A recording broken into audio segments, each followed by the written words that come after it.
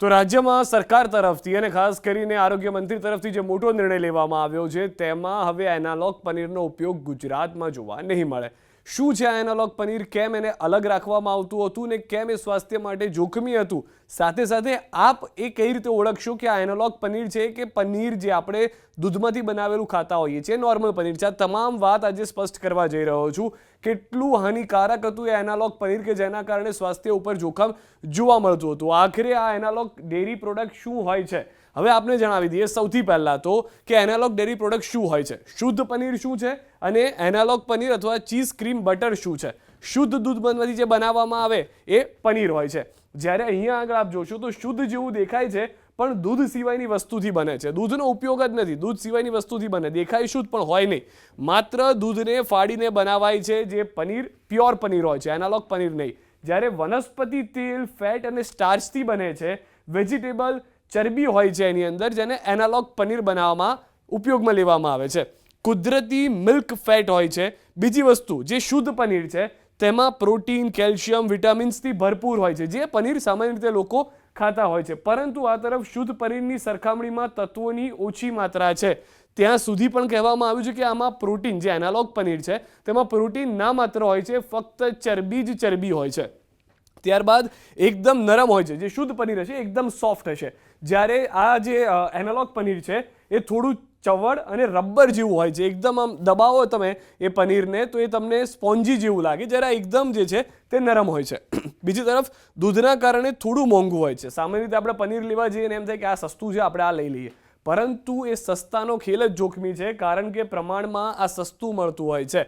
કોઈ બ્રાન્ડેડ કંપનીનું અથવા કોઈ જગ્યાથી જઈએ અને પનીરના ભાવમાં ફરક આવે તો એ સમજવું કે એનાલોગ પનીર હોઈ શકે છે. જોકે સરકારે હવે પ્રતિબંધ મૂકી દીધો છે. સરકારે શું નિર્ણય કર્યો? હવે સરકારનો નિર્ણય શું છે? સરકારે કહ્યું કે એનાલોગ પનીર, ચીઝ, બટર, ક્રીમના વેચાણ, ઉત્પાદન અને ઉપયોગ, સંગ્રહ, પરિવહન પર પ્રતિબંધ છે. ન ફક્ત એનાલોગ પનીર, આપને ખ્યાલ નહીં હોય, આપ જ્યારે રેસ્ટોરન્ટમાં જાઓ છો તો ત્યાં આગળ એનાલોગ ચીઝ છે, બટર છે, ક્રીમ છે, એનો પણ ઉપયોગ થતો હતો.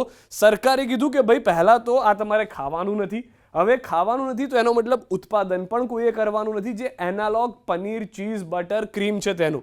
ન ફક્ત તેટલું જ, ઉપયોગ પણ નહીં, ઉત્પાદન પણ નહીં, સંગ્રહ કરીને પણ નથી રાખવાનું કે ભાઈ આ પહેલાંનું પડ્યું હતું તો અત્યારના ચાલશે, એવું પણ નહીં. અને ત્યારબાદ પરિવહન ઉપર પણ પ્રતિબંધ મૂકી દીધો છે કે ભાઈ આ તો અમે આઉટ ઓફ ગુજરાતથી લાવ્યા છીએ, અહીંયાથી બીજે જવાનું છે. ના, એવું કશું જ નહીં. સરકાર તરફથી એનાલોગ પનીરને અથવા તો ક્રીમ, ચીઝને ગુજરાતમાં હોવાના કોઈ પણ રીતના પુરાવા ન હોવા જોઈએ તેવું કહેવામાં આવ્યું છે. શા માટે પ્રતિબંધ મુકાયો તે પણ આપણે જણાવી દઈએ.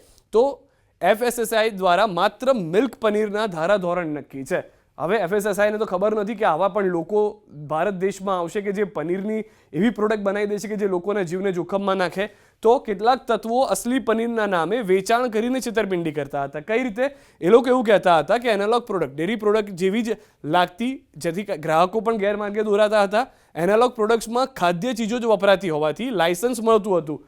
એ એવું દેખાડતા હતા કે આની અંદર જે વેજીટેબલ ઓઇલ વપરાય છે અથવા તો જે બીજી પ્રોડક્ટ્સનો ઉપયોગ થાય છે એ બધી ખાદ્ય પ્રોડક્ટ્સ છે અને એના પ્રમાણે FSSAI તેને અપ્રુવલ આપી દેતું હતું. તેને ખ્યાલ ન હતો કે આખું એક અલગ જ ખેલ ચાલી રહ્યો છે. કાયદાની છટકબારીનો ઉપયોગ કરીને વેચાણ થતું હતું. જ્યારે દરોડા પડતા તો એવું કહેવું હતું કે આ તો એનાલોગ પનીર છે. અમે કહ્યું આ એનાલોગ પનીર છે, આ તો અલગ રીતે બનાવવામાં આવ્યું છે. કાયદાની છટકબારીનો ઉપયોગ થતો. રાજ્યમાં ફૂડ અને આરોગ્ય વિભાગે તપાસ કરતા એનાલોગ પનીર સ્વાસ્થ્ય માટે જોખમી જણાવ્યું. પછી તો આની બધી પ્રોસેસ શરૂ થઈ. સસ્તું હોવાથી કેટલાક હોટલ, રેસ્ટોરન્ટ, ખાણીપીણી સ્ટોલ પર મોટા પ્રમાણમાં ઉપયોગ થતો હતો. કેટલાકની આમ તો મોટા ભાગની બધી જગ્યાએ આ જ ઉપયોગ થતું હતું, કારણ કે સસ્તું પડતું હતું. ગ્રાહકોને પણ ખ્યાલ નહીં કે પનીર ખાય છે કે એનાલોગ ખાય છે. શુદ્ધ પનીરને કઈ રીતે ઘરે ઓળખી શકો છો? તમામ લોકો, મારી અને તમારી જેવા, કે જે કદાચ પનીર બહારથી લઈ અને ઘરે પણ સબ્જી બનાવતા હોય, તો હવે ઓળખવું કઈ રીતે કે આપણે લાવ્યા છીએ એનાલોગ પનીર છે કે શુદ્ધ પનીર છે? સૌથી પહેલાં પનીરનો ટુકડો ગરમ પાણીમાં નાખતા પીગળી જાય તો એ એનાલોગ હોઈ શકે છે.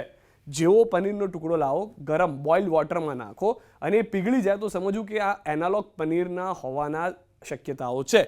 શુદ્ધ પનીર ગરમ પાણીમાં પણ નરમ જ રહે છે અને ઓગળતું નથી. એ પનીર છે તો પનીર જ બની રહેશે, એનું ફોર્મ જે છે બદલાશે નહીં. પનીરના ટુકડા પર આયોડીન ટિંચરના થોડા ટીપા નાખો તો પનીરનો રંગ વાદળી થાય તો એ મિલાવટ હોઈ શકે છે. આયોડિન ટિંચરનો ઉપયોગ કરવો, જે ઘરમાં સામાન્ય રીતે હોય છે મોટાભાગના લોકોના, તેને એ પનીરના ટુકડા જો તમે બહારથી લાવ્યા છો તો એના પર એ ટીપા નાખો. જો એ વાદળી રંગ પકડી લે તો સમજવું કે આમાં મિલાવટ હોઈ શકે છે. રંગ ન બદલાય તો સમજવાનું કે આ શુદ્ધ પનીર છે, આમાં કોઈ પણ છેડછાડ કરવામાં આવી નથી. તો શુદ્ધ પનીરને ઘરે લાવી અને આ બે પ્રયોગો જે અમે આપને કીધા તે પ્રમાણેનો ઉપયોગ આપ કરી શકો છો, અને ત્યારબાદથી આપને ખ્યાલ આવી જશે કે આ સાચું પનીર છે કે ખોટું પનીર છે. પરંતુ ખૂબ જ જોખમી હતું આ એનાલોગ પનીર, જેના ઉપર અથવા તો બટર અથવા તો ચીઝ કે જેના ઉપર રાજ્ય સરકાર તરફથી, આરોગ્ય મંત્રી તરફથી જે પ્રતિબંધ લગાવવામાં આવ્યો છે, લોકોના જીવને જોખમમાં મૂકતા હતા એ વસ્તુઓને બંધ કરવામાં આવી છે.